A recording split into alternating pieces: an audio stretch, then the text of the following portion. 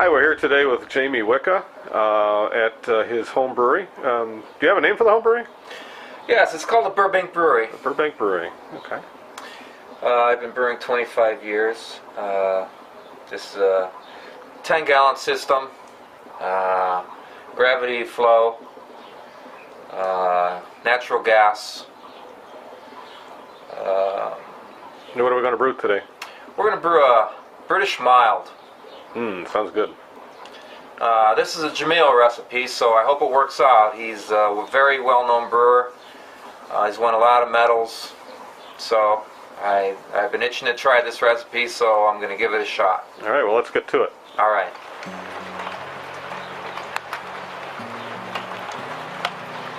This is just a whole house charcoal water filter. It just takes the chlorine out mostly. And where do you get one of those? any home center, Home Depot, Lowe's, whatever.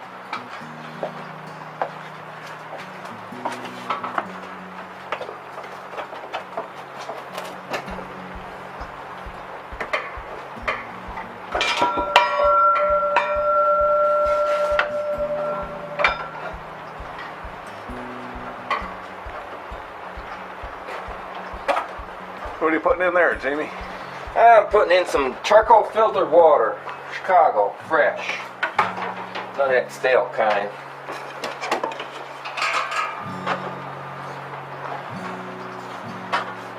You want to make sure everything's hooked up before you start filling stuff up, because then it's a little harder to move 13 gallons of water. Make sure your valves are closed, right? Yeah, you want to do that. That's a little thing I found out is just a little pipe I made to fill up the mash tun.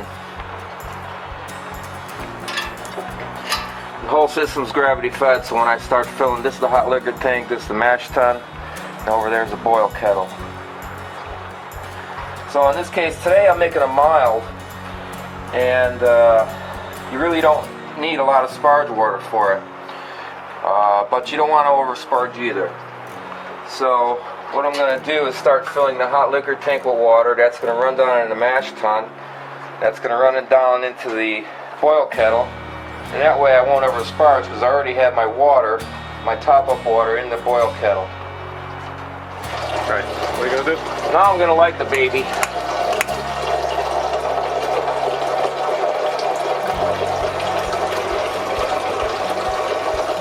These are homemade burners I made at work.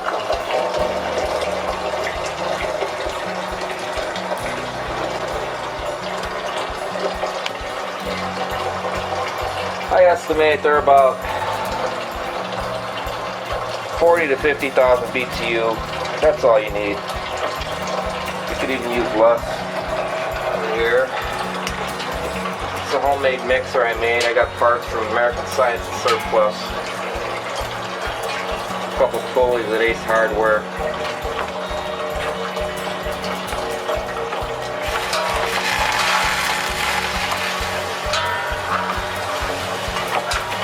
I guess it started getting kind of hot in the bottom there. I guess it did.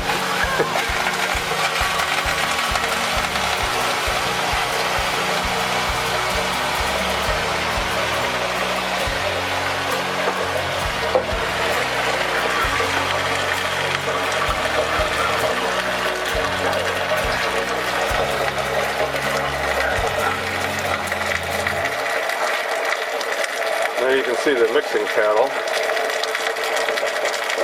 Let's just spin that real quick so we can see it. There you go. When we get grain in there, we're probably not going to be able to see that paddle too well.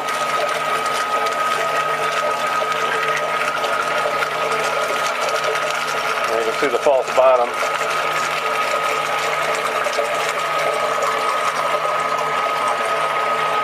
Alright.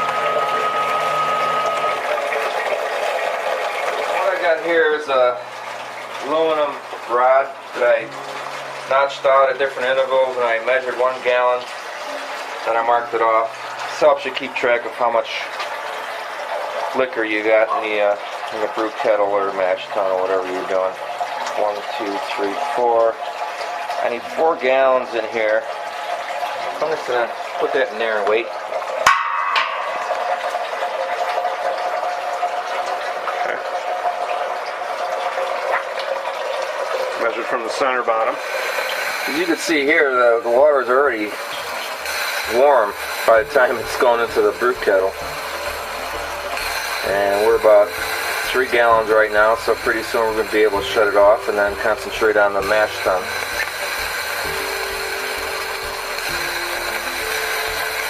You want to get it going down the side.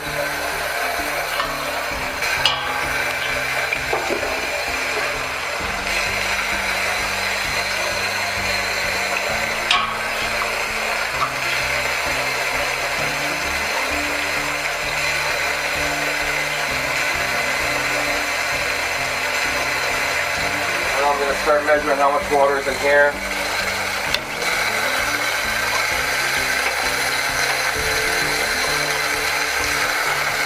I think I need about 3 gallons.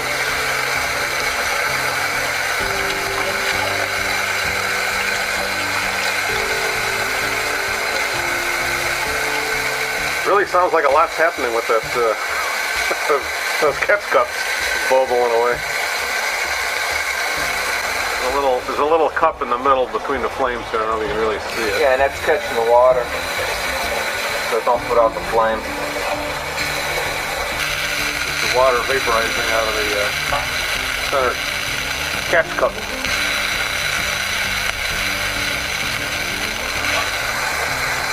You know, it's just a temperature difference, and the kettle, the bottom of the kettle is the lowest point, so it all drips down the center.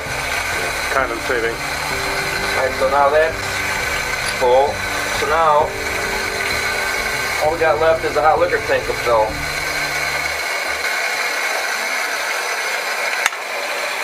I should tell you before I started, I washed everything out with PBW brewery wash.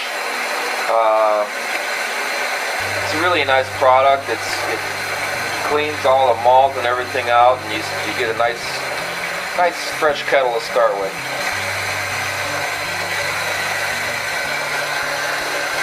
So to summarize, we've got the hot liquor tank here. This is just a converted beer keg. He fills it with the filtered water. That then is heated up. He's got a shut-off valve here. That pours down into his mash tun, which he has a a homemade mixer, and he's also heating the mash water in there so you can hit a strike temperature. And when the mash is done, he has a recirculation pump here, and again valve controlled, so he can start the recirculation of the wort, and it will filter out the grains and husks. So he's got that false bottom in the bottom, and eventually the runoff, which is called, will be clear, and that will then wind up into the boil kettle, at which point he'll add hops after he comes to a boil for a specified amount of time according to the recipe, and we'll be ready for fermentation. Here I'm making calls for 3.5 gallons. If I put 3 gallons in, there's a half gallon under the false bottom, so we're good there. This is a sparge arm I made, just out of 3/8 copper tubing. I'm going to hook that up right now. That doesn't get in the way of adding the grain? Actually, I just want to see how it fits. Okay. Got a good fit, so I'm good there. I'm going to wait on that.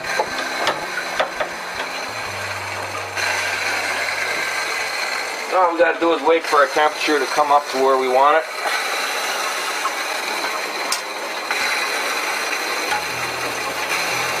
Usually, you heat the water up about 12 to 15 degrees higher, so when you put your grain in, it'll cool down to the temperature that you want to mash at.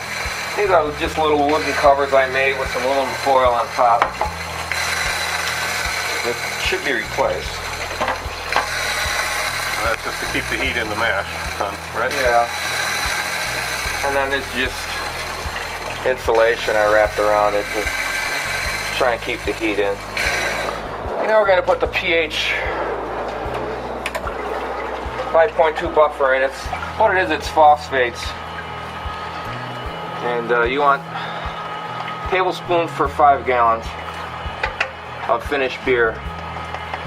So I'm going to throw in 2 tablespoons, mix it up, and we're good to go. It's a no-brainer. No adjustments necessary? No, it automatically adjusts between 5.2 to 5.5. You're not even going to test it. You're Nope. going to trust it implicitly. It's a real nice product. You don't have to mess around with meters or measuring or anything. It gets you right there without a problem. Where do you get this stuff from? Any good homebrew supply shop should have it. Most of them do.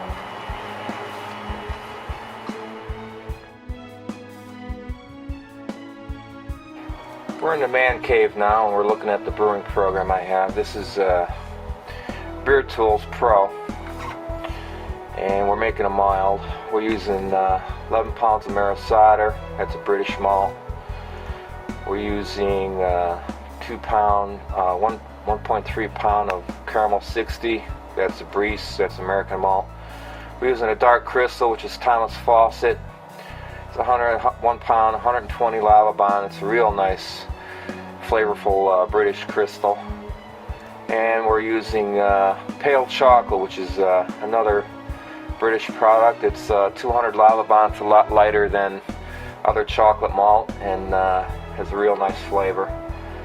And we're using East Kent Goldings for hops at 60 minutes, 1 hop edition. And we're using White Labs Essex Ale yeast, which is seasonal yeast, comes out once a year. And we're using yeast slurry from a previous batch.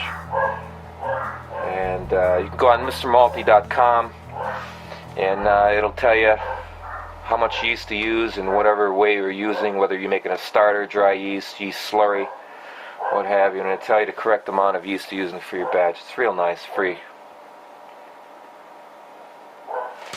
Now we're going to measure some of the Breeze American Crystal 60, my Polar digital scale. Digital scales come down in price now. You can get them just about anywhere under $50.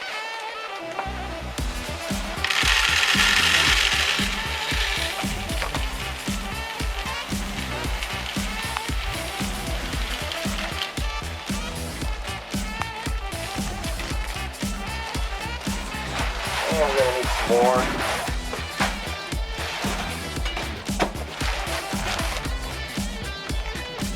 If you don't have exactly the amount that you need, don't worry about it. Sometimes mistakes are what makes a new beer.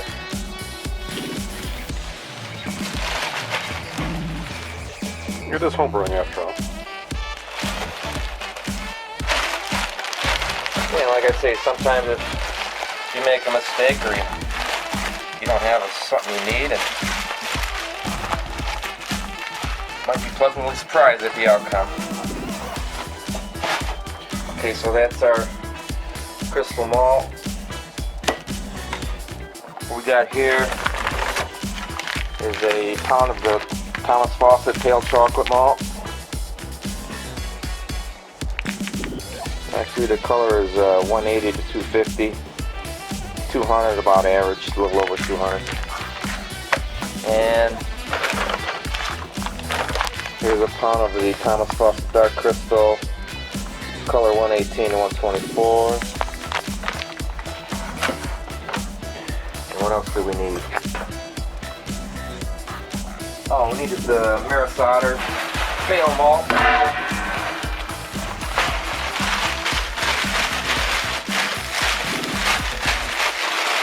Which is a good British pale malt that most of your British beers are made with. You get another Thomas Fawcett product. Here's my big scale.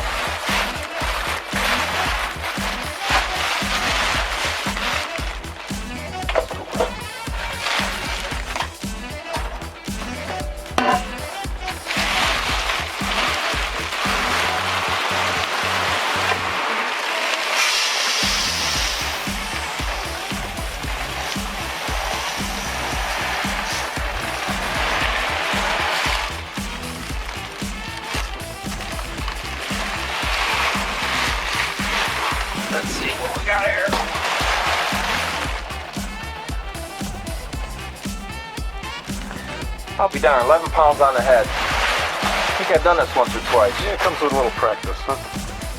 Yeah, 11 pounds, that's what we need. Okay, so we got our grain.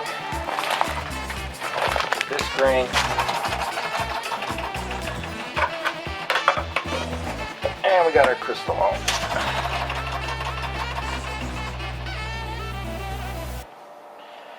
That's about 14.5 pounds. Here we have some hops. Either 1 pound bags, either from Hops Direct. They have a pretty good price. Usually from $8 to about $15 a pound. They come in vacuum packed aluminum packs.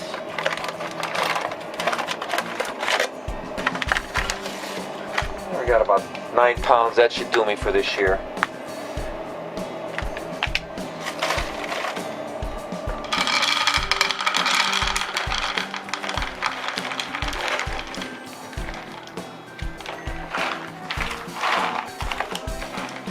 So you need how many ounces? 2.7 0.7 ounces of Golden. U.S. Golden.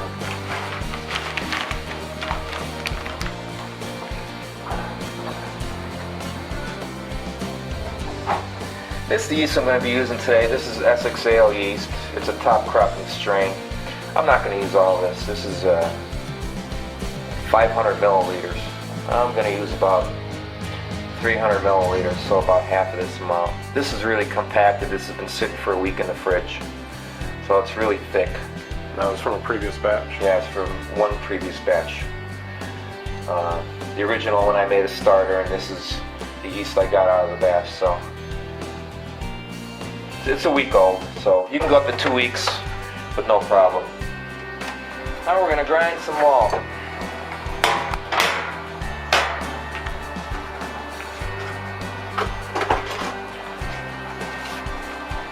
Again, this is a homemade device I made.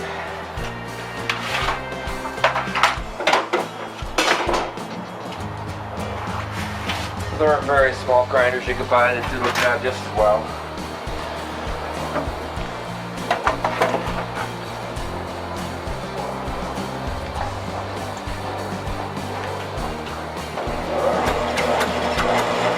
Come on, Betsy. There we go. What are those wheels made out of? That's food grade plastic. I mean, that doesn't really have to be. It's very hard plastic.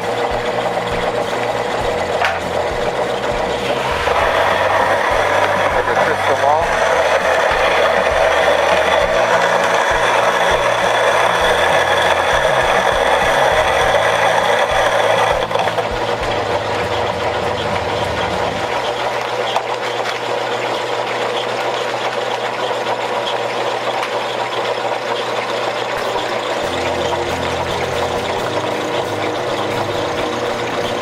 It helps to sometimes taste your different malts.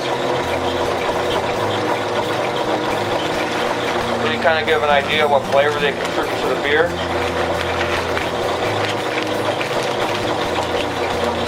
This one has a coffee taste. That's probably what flavor is going to contribute.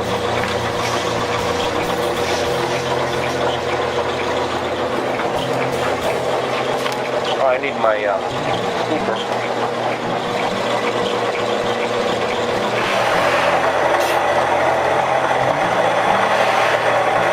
What you're looking to do is just crack it open. You don't want to grind it into a flour. Whoop.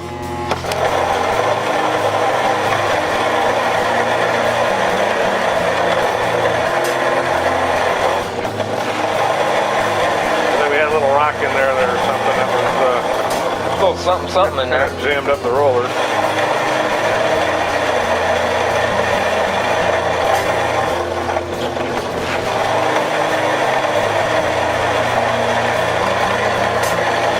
I'm gonna have to talk to that guy about that warranty.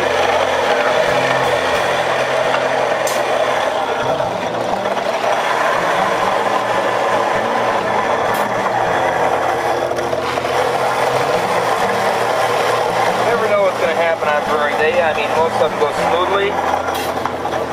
Sometimes you run into a little problem here and there. That's where innovation comes in. That's where Americans outshine the rest of the world. Innovation.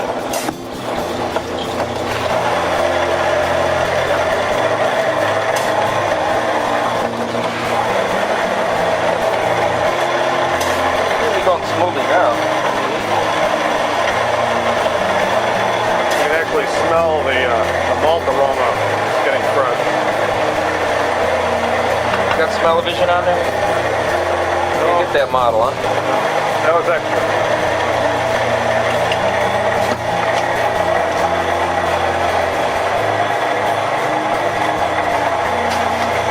You just want to crack it open. I mean, you don't want to get it too powdery. Now we're going to check our temperature in the mash tun, see if we can mash in. The bimetal thermometer, I find I have good luck with it. You can pick these up most anywhere. We're about 145. We got to go up to about 160, 162. How do you determine that?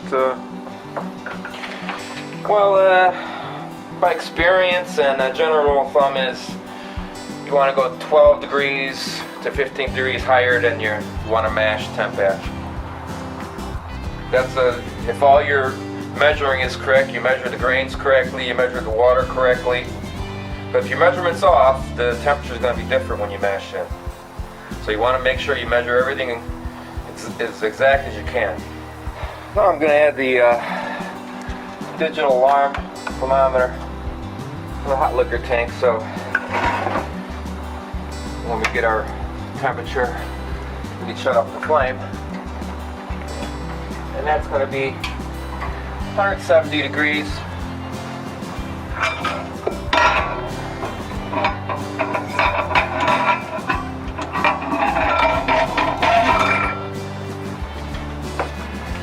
Okay, right now we got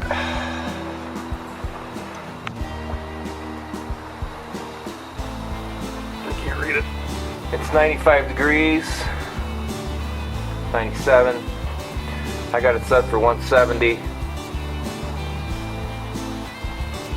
And we get to 170, we'll shut off the flame. Yeah, I picked it up for under $20 at Kmart. Comes in real handy. You can use it for cooking too. Yeah, I decided to dough in. It's 165 degrees. You just want to scoop it in slowly. You don't. If you go too fast, you'll get balls, and you'll lose efficiency. And you don't want that because you're working so hard to make a great beer. And you want everything just perfect. So you just sprinkle it in. So you avoid those balling up.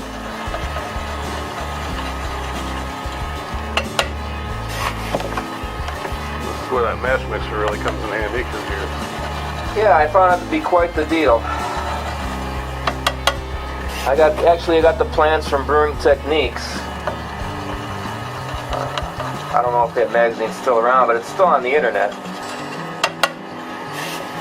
But if you could use a paddle in one hand if you don't. I mean, it's a little more work. It'll do just as good. All you want to do is get the grain in there without it falling up.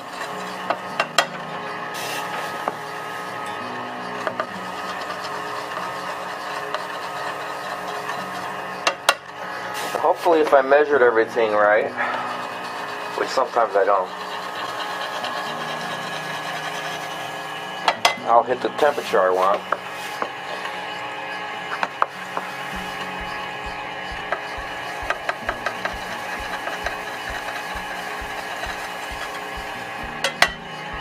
Trying to stay below 155, 150 to 155. This is an ale. And I want to get a little bit of body, a little bit of sweetness with that higher temperature range. It'll give also more mouthfeel. Because you don't really want a lot of carbonation in this beer. You put too high carbonation, it'll affect the flavor so much that you won't get the proper enjoyment out of the beer.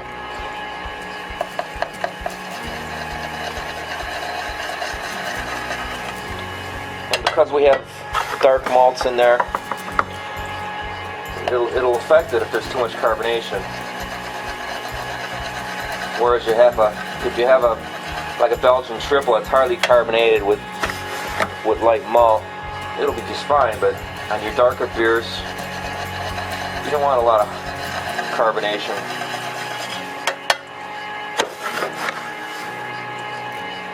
Especially for being such a light, low alcohol beer. Actually, it's about 4%, but you want to taste the flavor of the malt, and you don't want to taste the carbonation.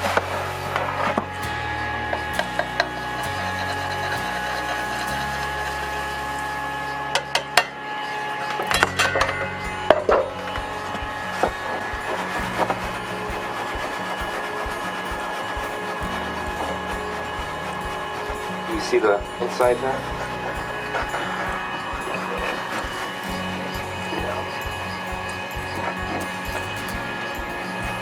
Now I'm smelling some coffee notes already.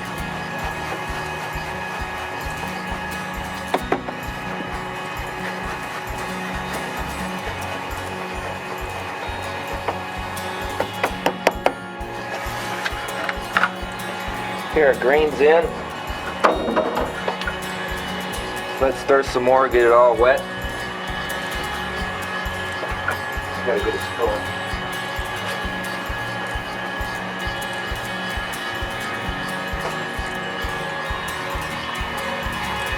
Okay, now we're going to see if we did this right. So I hit the temperature. It's climbing, it's almost 150. I hope it don't go too much more.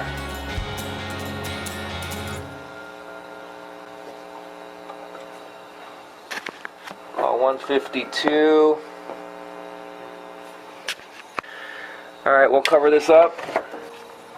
I think that's just where I wanted it too. I'm a lucky man today.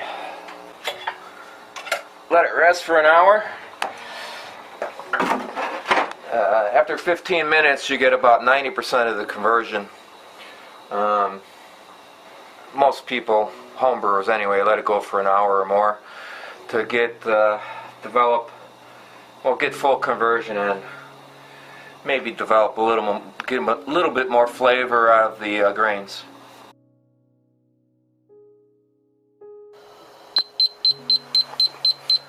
And there's our temperature. See, the alarm goes off. If you're nearby, you can hear it. I'm going to turn it down to the minimum just to maintain the heat. And turn the alert off. It kind of gets annoying. Well, it's been an hour and 5 minutes.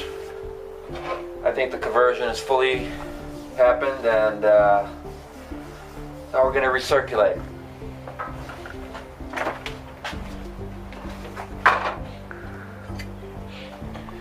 Temperature's gone down to about 145. I'm going to put my sparge arm on. Ow! Don't grab a hold of hot metal. You will not like it. Connecting the sparge arm.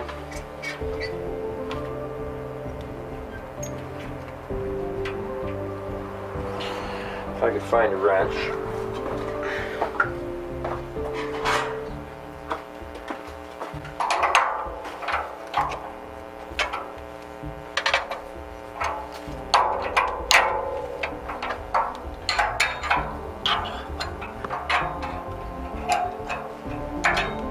And that's the wrong wrench. Oh, we get a plan B.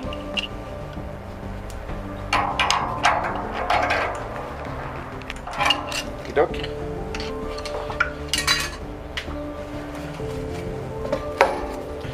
Now we turn our pump on.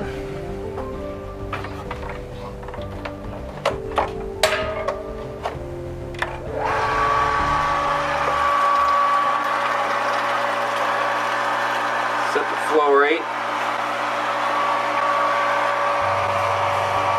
I'm going to extend this down. It's not splashing too much.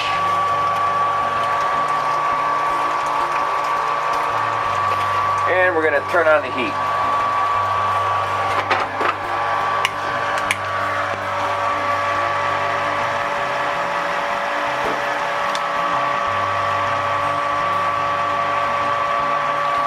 So we want to raise up the temperature of the mash.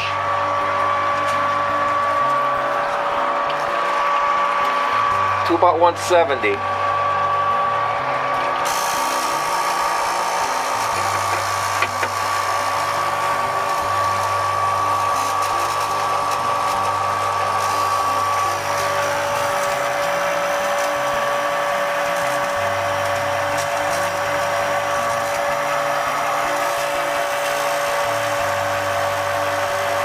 That noises. Oh. See, you never know what's going to happen on brew day. What was that noise? Oh, something in the pump. It worked itself out. Okay, you want to raise your temperature up in your mash to mash out. That will stop the conversion. The enzymes will deneutralize them. Well, denature them. Turn around. Beautiful. And that will stop the conversion.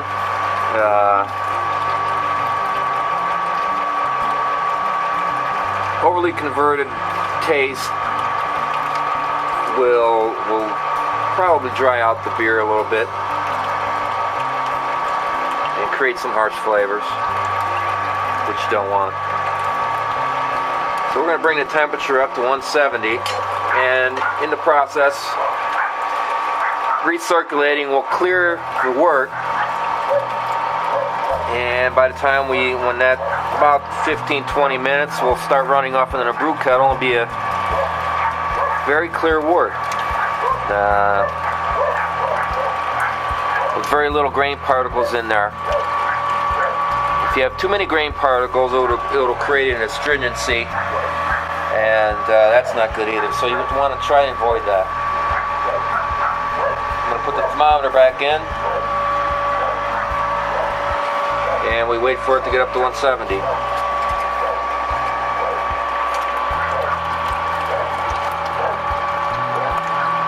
Which will take 15-20 minutes.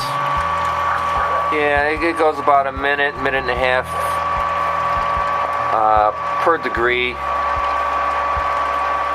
So we got about 20 minutes. It's about 164 right now, so we got just a little bit more to go. When you get the temperature up 170, you'll be able to get more out of the malt, and that'll increase your efficiency, which saves money.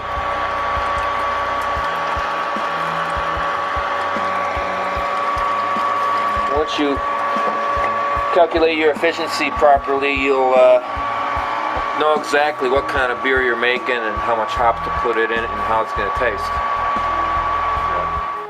Alright, we're going to start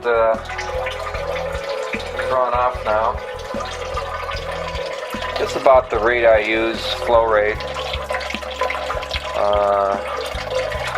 It'll probably take about an hour and a half.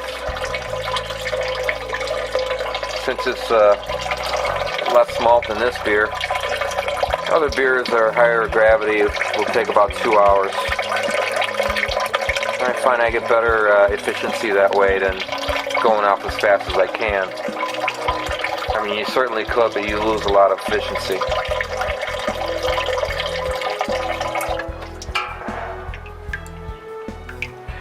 Now it's just gonna draw down the center, and if you look deep inside there, you'll see the color change.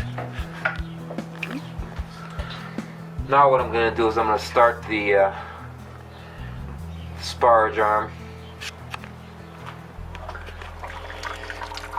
This is called a hot liquor. This is just hot water. It's going to flow over the top, and it's going to rinse out all the malt sugars and flavors out of the grain into the boil kettle. You want to keep your level no more than an inch above the grain bed. And the reason being, if it's too high, one reason is your grain will start floating, and it could draw some astringency out of the grains.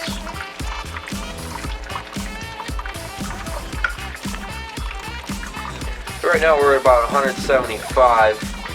It's about 5 degrees higher than I wanted, but it'll be okay. And it's okay because we got the pH adjusted properly. Exactly.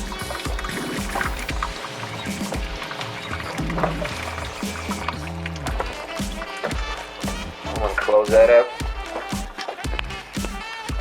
Now that we're drawing off into the kettle, I'm going to put some flame on it.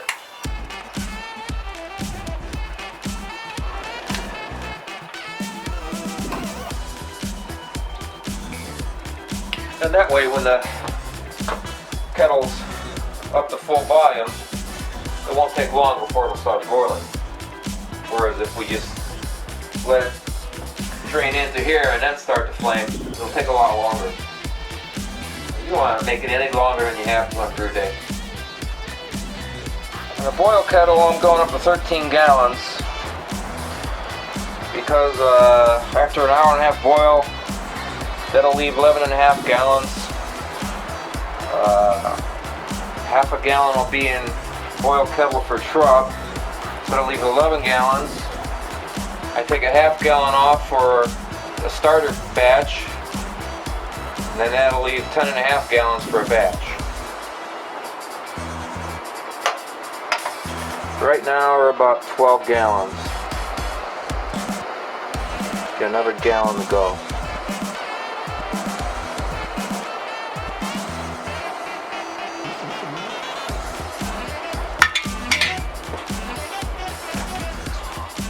Okay, it looks like we had a little bit of a boil over. Probably should have been watching this a little closer, huh? Okay, this is 2.7 ounces of U.S. Golding we're going to add in at the 60-minute mark. This will give it bitterness, and a little bit will carry over into the flavor. You want to add them slowly at the beginning because it will boil up.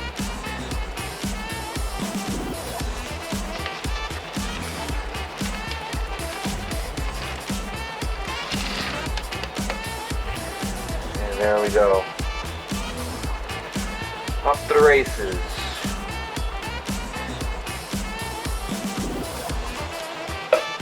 Now, we drained our mash tun. This is the liquor that was in the mash tun. So it's all drained out now. Just put that over in a gravity fed. Now we got to get rid of this.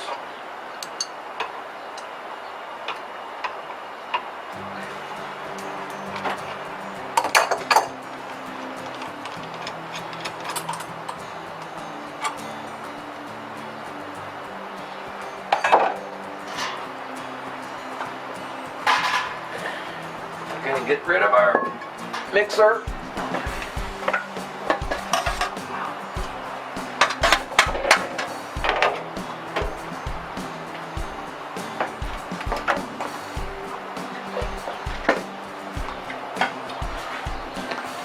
Now we're gonna clean out our mash tun. Seems like a garbage bag.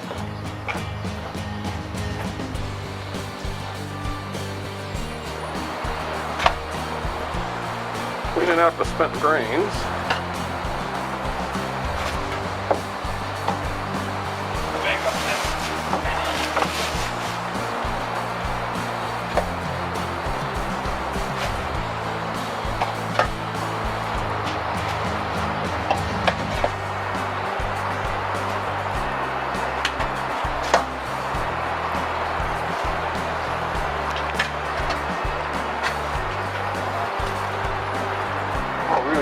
monsoon outside, huh? Like a nice rainy day. Nothing else better to do but brew. Well, I can think of a few things, but not many.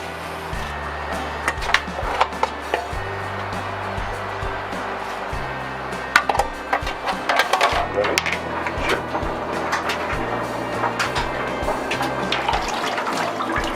What I'm doing now is sanitizing the wort chiller. So I'll make sure everything after the boil is always sanitized. Otherwise you could have an infection. And you don't want that after all that hard work.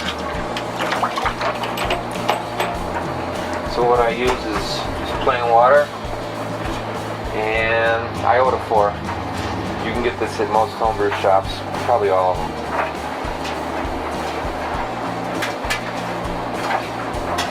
And it's Iodine based. 1/4 ounce per 2.5 gallons, 1/2 ounce.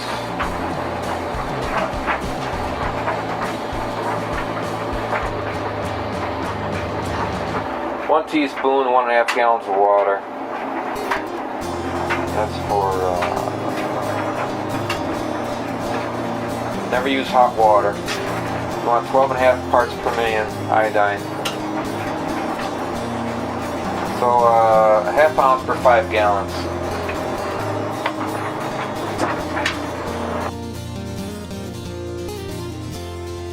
What we're going to do now, we're going to go ahead and shut it off. Then we're going to start Whirlpool. Take your stir,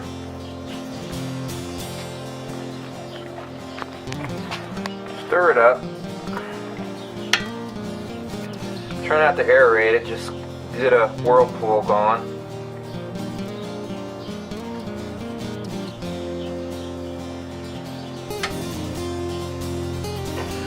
Now just put a lid on it.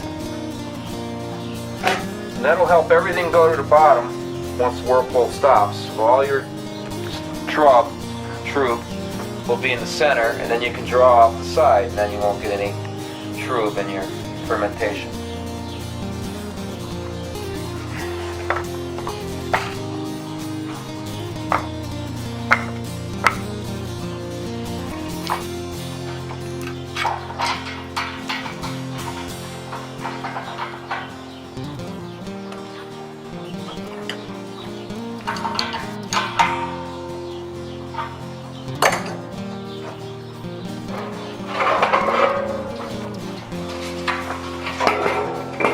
As it turns out, our liquor tank is going to be used for our fermenter. You don't need to sanitize it because it's already been filled with hot water for so long that that killed anything in there.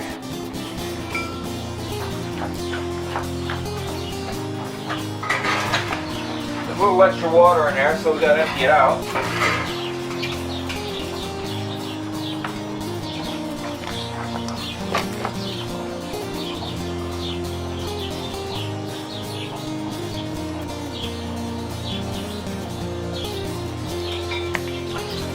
About a little bit of water in there I want to get out.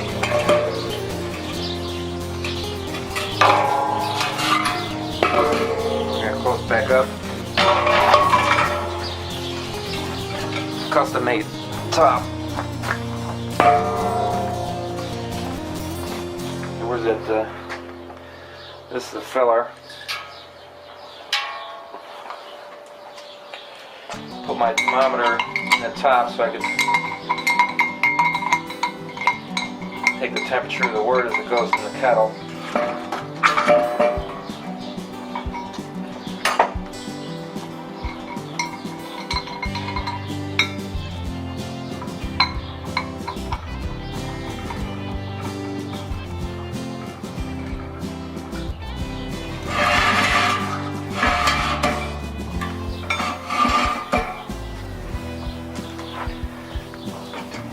Hose here, my thermometer back up.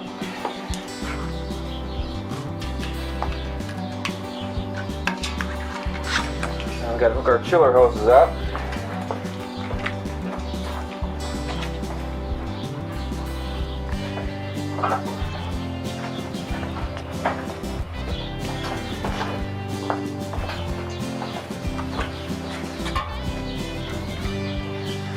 chiller, cold water comes in from the bottom,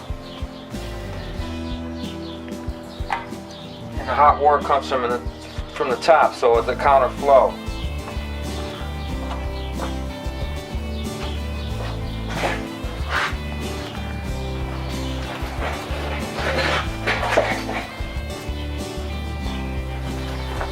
I usually just go outside, dump it in the grass, the water, but you could fill up your wash machine with it if you want, or if you have a spare tub or tank, you could reuse it.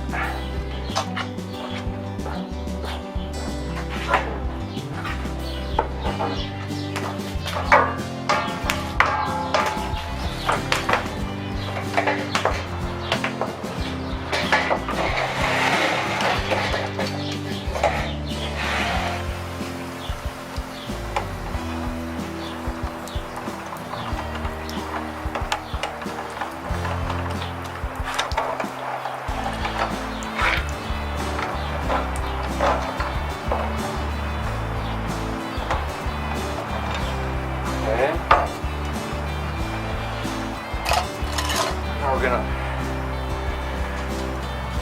crack this, get our wort flowing.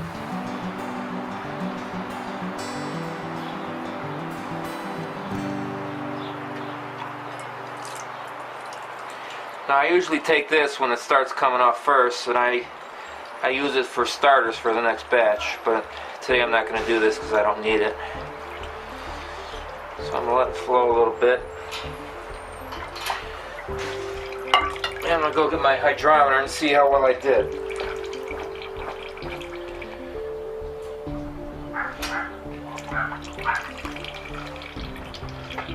There's our wort. Let's see what the gravity is.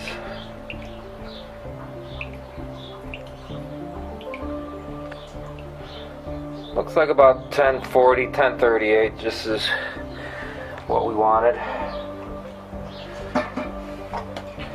Okay, now we're gonna let the wort flow. Look at our temp gauge. A little too chilly, we gotta open up. Oh man, look at that, it's chilly. We're gonna open up our valve. Try and get that up to temp.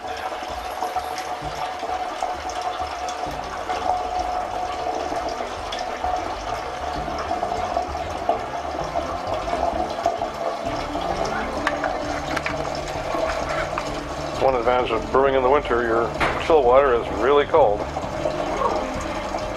But it can also be a disadvantage. We got 64. I'm gonna back down the water a little.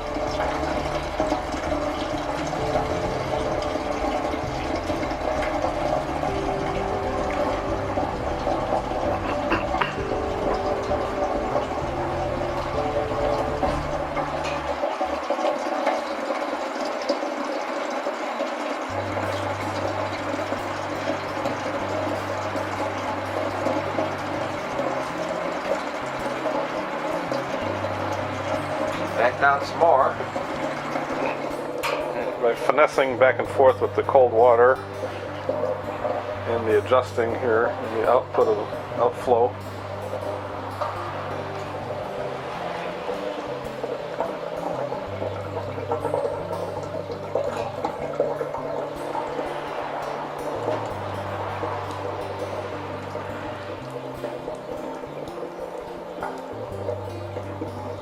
Here you go, 68.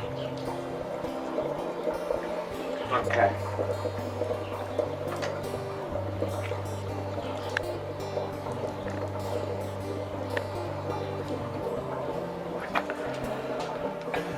This will probably be about the color of the beer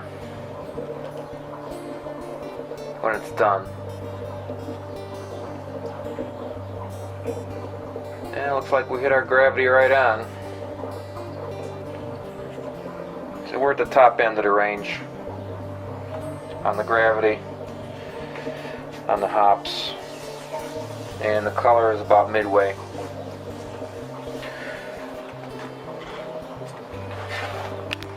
Just a That's how much we've drained so far. About a quarter of the way.